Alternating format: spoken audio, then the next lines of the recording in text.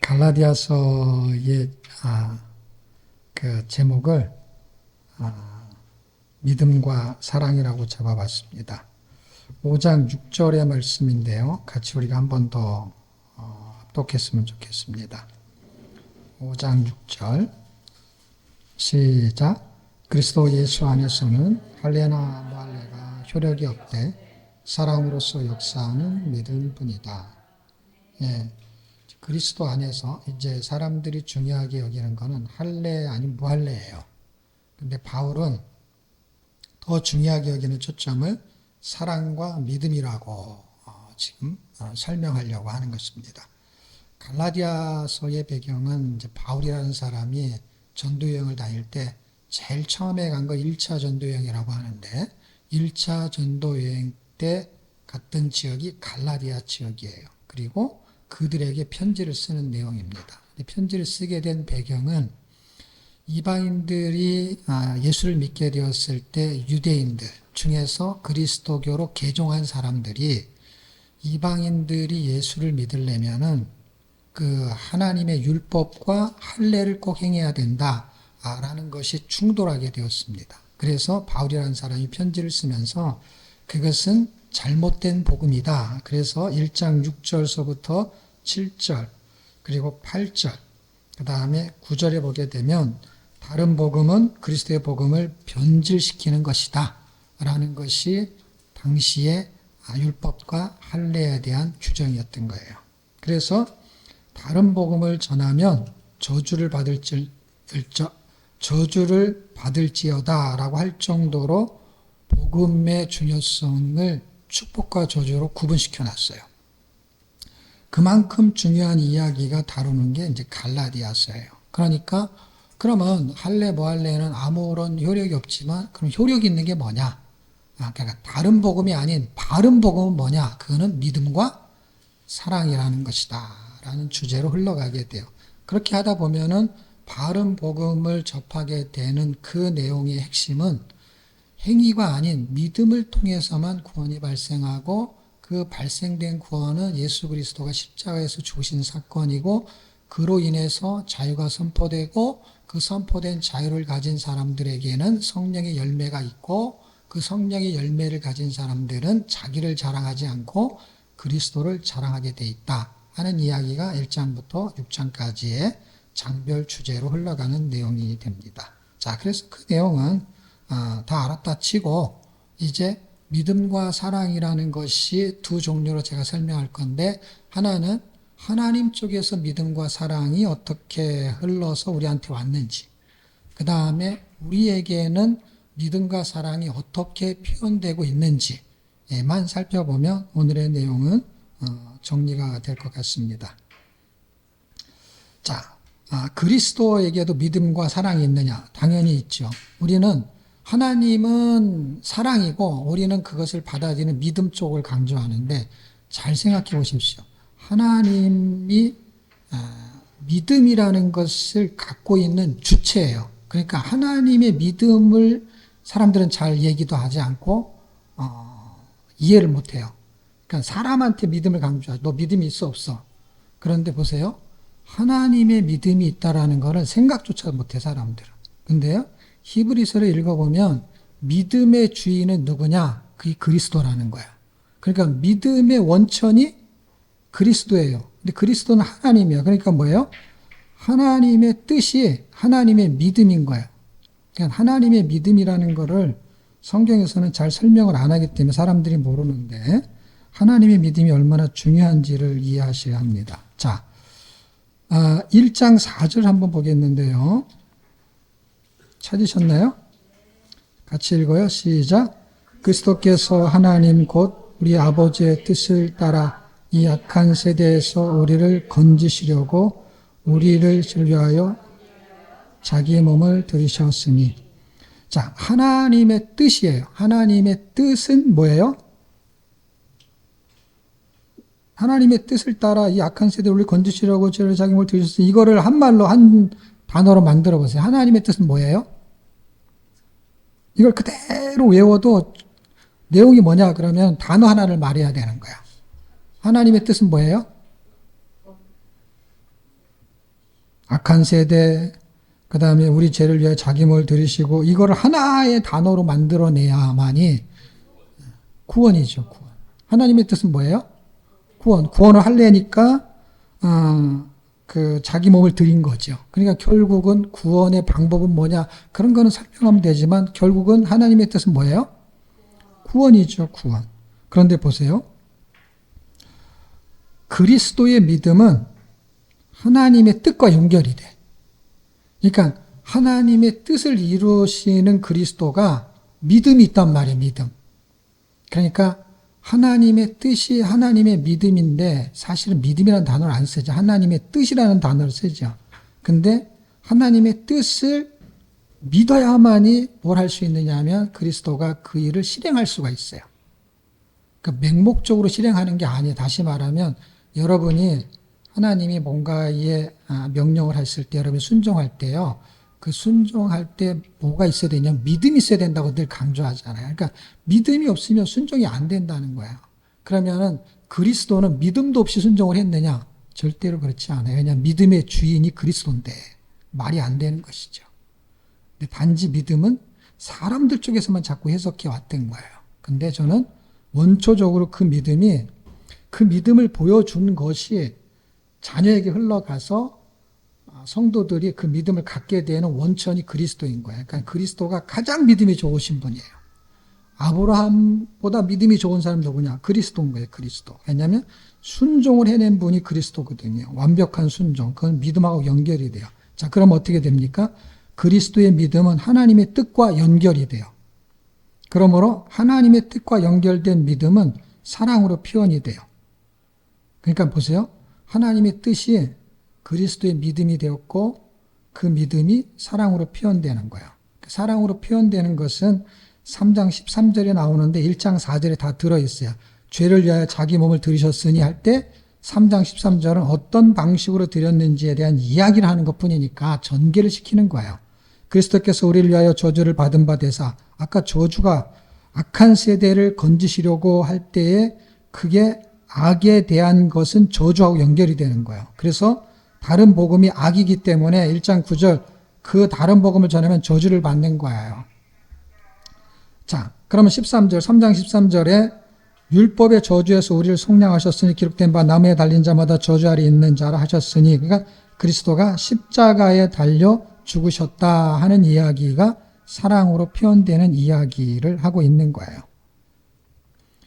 그러면 그리스도, 하나님의 그리스도의 믿음과 사랑은 결국 뭐냐? 그리스도의 믿음은 하나님의 뜻을 믿은 거예요. 그리고 순종한 건 뭐예요? 그렇게 하나님의 뜻대로 죄인을 위해서 죽어야 되는데 13절에 3장에 가서 그 사랑을 나타냈다는 거예요. 그럼 이제 그거는 우리가 잘 아는 구원이 전개되는 방식이고, 이제 구원을 받는 우리 쪽에서는 뭐를 선택해야 되느냐? 믿음을 선택해야 돼요. 믿음.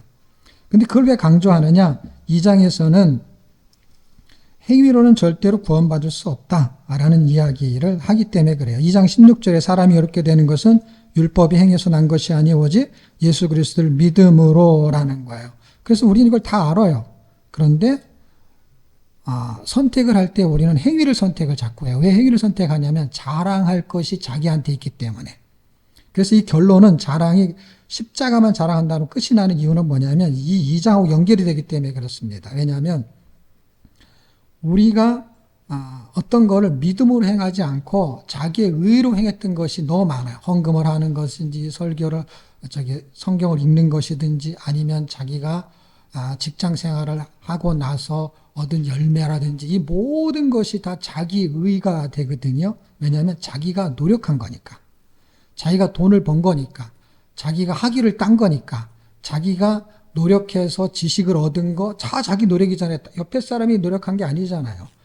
자식이 노력한 게 아니잖아요. 내가 노력해서 내가 학위를 따는 것이지 제가 노력한다고 내가 학위를 따는 게 아니잖아요. 제가 열심히 일한다고 해서 내가 월급을 받는 거 아니잖아요. 그러니까 내가 여태까지 수고롭게 일해가지고 연금을 받는 그 수가 전부 다 내가 노력한 거잖아요. 내가 공부한 거, 내가 돈을 번 거가 전부 자기의 노력인 거예요. 그러니까 그 노력의 대가니까 당연히 자랑할 게 있는 거죠. 왜? 자기가 수고를 했으니까. 그런데 구원은 그게 아니라는 거예요. 구원은 그게 아니고 아무리 노력을 해도 얻을 수 없다라는 거예요. 그러면 믿음을 선택해야 되는데 믿음을 선택하려면 뭐가 움직여야 되느냐? 자 보세요. 그리스도가 믿음이 움직여서 사랑을 실천하려면 뭐가 있어야 돼요? 앞에? 믿음이 움직이기 전에 뭐가 있어야 되잖아요. 뭘 믿을 건덕지가 있어야 되잖아요. 뭐죠 그게? 그렇죠. 하나님의 뜻이라고 아까 가르쳐 줬잖아요. 그럼 우리도 믿으려고 하면 뭐가 건덕지가 있어야 되잖아요. 뭐죠? 하나님까지는 똑같아요. 하나님의 뜻은 예수님이 그것을 받아들이는 믿음이 있어가지고 죽으셨어요. 근데 그 하나님의 뜻이 우리한테 올 때는 바뀌어요. 단어가. 우리가 그걸 믿으려면 하나님의 뜻이 있었어도 하나님의 뜻은 당연히 있죠. 왜냐하면 뜻은 그냥 그대로 있죠. 죄인들을 구원하기 위해서 예수님이 대신 죽으시는 거. 그 하나님의 뜻을 알아도 믿음이 생기지 않으면 믿어지지 않아요. 그렇기 때문에 믿으려면 건덕지가 있어야 돼. 이게 뭐죠? 하나님 뜻하고 연관은 돼요. 연관은 되지만 단어가 바뀌어. 하나님의 말씀이 하나님의 뜻이죠. 왜냐하면 그 말씀의 핵심이 구원이니까. 뭐죠? 힌트를 드리면 예배서 2장 8절로 9절의 힌트예요. 하나님의 은혜가 아니면 하나님의 뜻은 없는 게 하나님의 뜻은 있지요, 당연히. 근데 하나님의 뜻이 있는 걸 그분이 아무리 실행을 해도 뭐가 없으면 은혜가 없으면 뭐가 안 된다? 절대로 믿음이 생성되지가 않아요. 그러니까 그리스도의 믿음은 뭐라고요? 하나님의 뜻이고 그리스도의 믿음은 뭐라고요? 하나님의 뜻이죠. 이건 은혜가 아니야. 하나님이 무슨 은혜를 줘 하나님한테. 그러니까 그리스도의 믿음은 하나님의 뜻이에요. 근데 우리의 믿음은 하나님의 뜻이 아니고 뭐라고요? 하나님의 은혜예요. 뜻은 있지만 그 뜻 가지고는 절대로 안 되죠. 왜냐하면 그 뜻은 이미 있었잖아요. 그러니까 그리스도의 믿음은 하나님의 뜻이 굉장히 중요하고 하나님의 뜻이 어떠냐가 되게 중요하고 우리에게 믿음은 뭐가 중요해요? 하나님의 은혜가 되게 중요한 거예요. 그래서 성도의 믿음은 하나님의 은혜와 연결이 돼. 그리스도의 믿음은 뭐하고 연결된다고요? 하나님의 뜻하고 연결이 돼요. 근데 하나님의 뜻을 우리가 알아도 아무 소용이 없어요. 왜 소용이 없는 줄 아세요? 은혜가 없으면 안 믿어지니까. 성경은요, 하나님의 뜻이에요. 하나님의 뜻이라는 게 무슨 뜻인지 알죠? 하나님의 계획이고 마음이고 이것이 믿어지는 사람한테는 사랑의 실천이 돼요. 근데 이것이 믿어진다는 것은 어떤 의미로 우리한테 해석이 되냐면 하나님끼리는 은혜라는 단어를 쓰면 안 되니까 우리한테는 하나님의 은혜가 임해야 되는 거예요. 성경을 아무리 많이 읽어도 하나님의 은혜가 임하지 않으면 그냥 그 지식을 알 수는 있어요. 왜? 머리로 알면 되는 거니까요. 예수 믿으면 구원받는다. 그걸 알 수도 있어요. 근데 안 믿어질 수가 있다니까요. 그거는 은혜가 되게 중요한 것입니다. 그래서 하나님의 은혜와 연결된 믿음은 뭘로 표현되느냐? 그리스도는 사랑으로 표현됐어요. 근데 우리한테는 뭘로 표현되느냐? 사랑으로 표현되는데 단어를 바꿔야 돼. 순종으로 표현돼요. 그게 사랑이야. 우리가 하나님을 사랑하기 때문에 순종하기 때문에. 왜냐하면 사랑이라는 단어가 틀리진 않아요. 맞는데 설명하려면은 사랑 그러면은 나 사랑해 이렇게 해버리면 그만이니까 순종이라는 거로 표현이 돼야 된다는 거예요.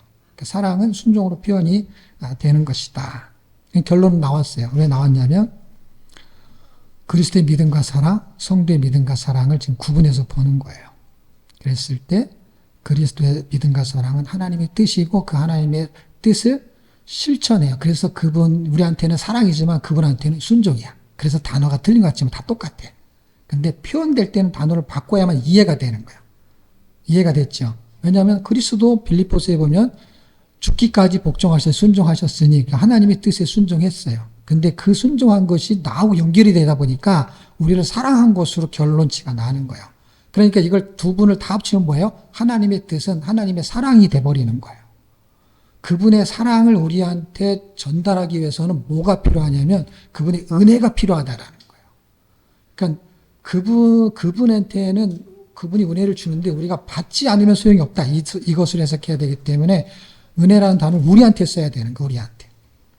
자, 결론은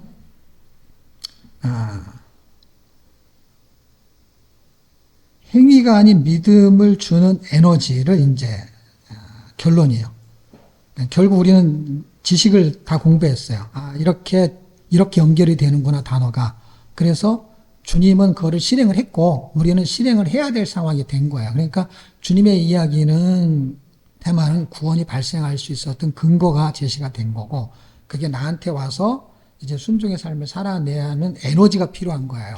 에너지가 필요할 때는 그 에너지 원이 뭐냐? 성경은 구원에 이르게 하는 기록 목적이 담겨 있어요. 근데 아까 제가 얘기했지만 인생의 모든 노력은 자기 의로 자기 자랑이에요. 그런데 그럼에도 불구하고 내가 이렇게 건강한 것도 열심히 운동을 했지만 그래도 하나님, 보세요. 어떤 사람은 건강했는데요. 제가 옛날에 일본에 갔는데 전에도 했던 얘기인데 저의 스승별 되는 사람은 당뇨도 있고 눈도 나빴고 도수 두꺼운 거 끼고 그리고 운동을 별로 안 해가지고요. 걸으면 바람이 세게 불면요. 옆에서 부축을 해야 돼. 그때 제 기억으로는 제가 한 40대 조금 더 됐을 때요.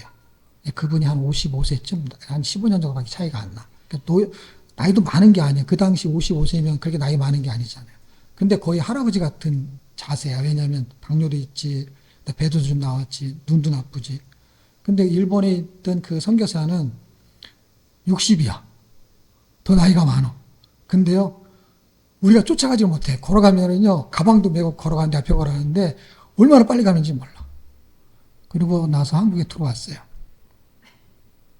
연락이 왔어요. 그 선교사님 돌아가셨다고. 심장마비로. 여러분, 건강한데 먼저 죽을 수 있고요. 지금 나보다 15살 많은 그 스승님은 지금도 건재하게 세계를 돌아다니면서 사진에 보면 멀쩡히 살아계세요. 그때 제가 느낀 게 뭐냐면 내가 노력해서 건강하는 거 나쁜 거 아니죠. 비실비실한 거 낫잖아요. 당뇨 안 걸리는 게 낫지 걸리는 게 낫겠어요. 약 먹으면서 하는 게. 근데 생명은 정말 죽게 있고 사명을 주는 사람은 그 생명을 계속 연장하는 거예요. 그런 걸 봤을 때 인생의 모든 노력은 자기이고 자기 자랑인 거는 맞아요. 맞는데 진리를 알고 믿음이 있는 사람은 그것까지도 자기 공로가 아무 공로가 없이 내가 건강하게 된 거 아령을 드는 거 맞아요. 땀 흘리는 거 맞아요. 근데도 그것까지도 자기가 공로가 있는 게 아니라 그것까지도 그렇게 할 수 있는 힘과 은혜로 해석을 하는 사람이 있어요. 자기가 한 거 맞는데 그게 은혜잖아요. 내가 예수 믿은 거 은혜지. 저 사람은 바보라서 예수를 안 믿은 게 아니잖아요. 나는 운동을 했는데 먼저 죽을 수 있다니까.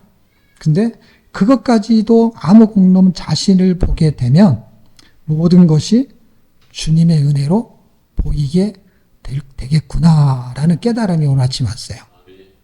그렇게 해야 된다 이 뜻이 아니라 내가 노력한 것이 당연히 자랑거리고 자신감 있고 그 다음에 건강한 거로 설명할 게 얼마나 많겠어요. 돈을 번 거든 건강이든. 그런데 믿음이 있는 사람이라고 한다면 자기 자랑으로 끝나지 않는다는 거 이게 자기 자랑으로. 예수 믿는 사람 중에 건강한 사람이 왜 한 명이 없겠어요? 모세 같은 경우는 120이 돼도 눈도 흐리지 않았대요. 지금 우리는 100살이 뭐예요? 60살만 돼도요, 백내장 수술을 받잖아요. 근데 120살이 됐는데도요, 백내장 수술을 안 받는 사람이 모세예요. 예? 안경을 안 꼈다고요, 안경을. 그게 하나님의 은혜잖아요. 내가 얼마나 건강하게 운동했는지 알아. 이런 게 아니잖아요. 결론은 간단합니다. 모든 것이 주님의 은혜로 보이는 사람은 믿음이 생성이 된 거예요. 왜냐하면 은혜로 믿음이 생기는 거니까. 결국 그 사람은 믿음으로 바라보게 되고 은혜를 누리는 사람이구나. 저에게 개척한 지 27년이 됐어요. 지금 돌아보면은 주님의 은혜예요. 귀한 성경통독 사역의 길을 열어주셨어요. 이게 저에게의 은혜예요. 교인이 많지 않은 거 주님의 은혜예요. 왜? 이 사역을 할 수 있는 사람이 아닌 사람들이 많았다는 걸 알았기 때문에. 그래서 그 사람들은 일반 교회 가면 되니까. 그러니까 우리가 이 사역을 하면서 교인이 수가 준 것이 하나님의 은혜예요. 왜냐하면 안 그러면은 교회 안에서 싸움을 해야 돼. 이 사역이 맞냐 틀리냐. 그거는 은혜가 아닌 거예요. 왜냐하면 불협화음이 있는 거예요. 부모님까지 7 식구를 모두 하나님이 살게 하셨어요. 지금까지. 생각해보니까 저희 아버님이 90이 넘었어요. 근데 어쨌든 하나님이 살게 하셨고 그리고 세 자녀가 모두 건강하고 둘째 딸은 결혼식까지 은혜로 마쳤어요. 앞으로 남은 생에도 그다음에 우리가 성경통독 노후 사역도 얼마나 더 살지를 모르지만 주의 은혜로 살게 될 것을 감사해야 되겠다 하는 생각이 들었습니다.